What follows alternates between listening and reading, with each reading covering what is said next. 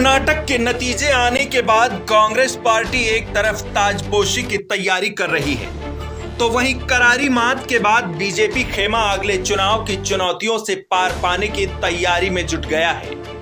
UP में आए निकाय चुनाव के नतीजों ने मिशन 80 की मुराद लिए बीजेपी की उम्मीदें और बढ़ा दी हैं। कर्नाटक में जहां बीजेपी को कांग्रेस के हाथों बड़ी हार मिली, तो वहीं यूपी में 17 नगर निगमों पर एक छत्र कब्जा संगठन का आत्मविश्वास बढ़ा रहा है और अब योगी सल्तनत की सीमा के भीतर बीजेपी बड़े जंग की तैयारी करने में लग गई है।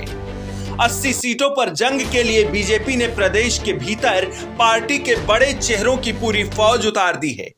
बीजेपी पश्चिमी दुर्ग से लेकर पूरब के मोर्चे पर मंथन करना शुरू कर चुकी है।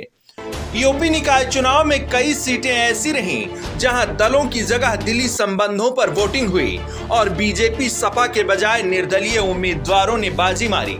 बीजेपी इस बात पर भी मंथन करने वाली है। साथ ही पार्टी उन सीटों पर नई रणनीति बनाने की तैयारी कर रही है जिन सीटों पर पिछले विधानसभा और लोकसभा सीटों पर पार्टी को मात मिली थी। बीजेपी ने बुधवार को कार्यकर्ताओं की बड़ी बैठक की। नोएडा में प्रदेश अध्यक्ष भूपेंद्र चौधरी ने पश्चिमी उत्तर प्रदेश के कार्यकर्ताओं के साथ बैठक की। इस बैठक में मेरठ, सहारनपुर और गाजियाबाद जैसी सीटों पर मिली हार पर समीक्षा सहित आगे की रणनीतियां भी तैयार की गईं। वहीं काशी क्षेत्र में हुई बैठक की कमान प्रदेश महामंत्री धर्मपाल सिंह ने संभाली, जहां आने वाले चुनाव के लिए पूर्वी क्षेत्र में पार्टी की ताकत और रणनीतियों पर भी चर्चा हुई। बीजेपी प्रदेश की 80 सीटों पर जीत के साथ 2024 पुख्ता करने की प्लानिंग में जुटी है। इसके लिए आने वाले समय में बीजेपी के बड़े नेताओं की आवाजाही तेज होने वाली है।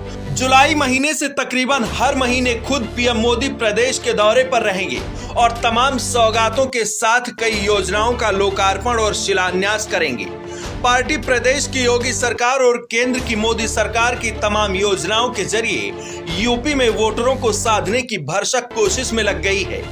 यूपी में जल्द ही बीजेपी की कमान पार्टी के चाणक्य कहे जाने वाले अमित शाह और राष्ट्रीय अध्यक्ष जेपी नड्डा संभालेगी, जो 14 हारी हुई सीटों पर जीत के लिए रणनीतियों पर भी मंथन करेंगे। बीजेपी के लिए खासकर पश्चिमी उत्तर प्रदेश बड़ी चुनौती के रूप में देखा जा रहा है।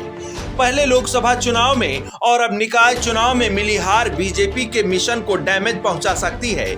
ऐसे में पार्टी यूपी के पश्चिमी द्वार पर ज्यादा ताकत जुटाने की कवायद शुरू करने वाली है।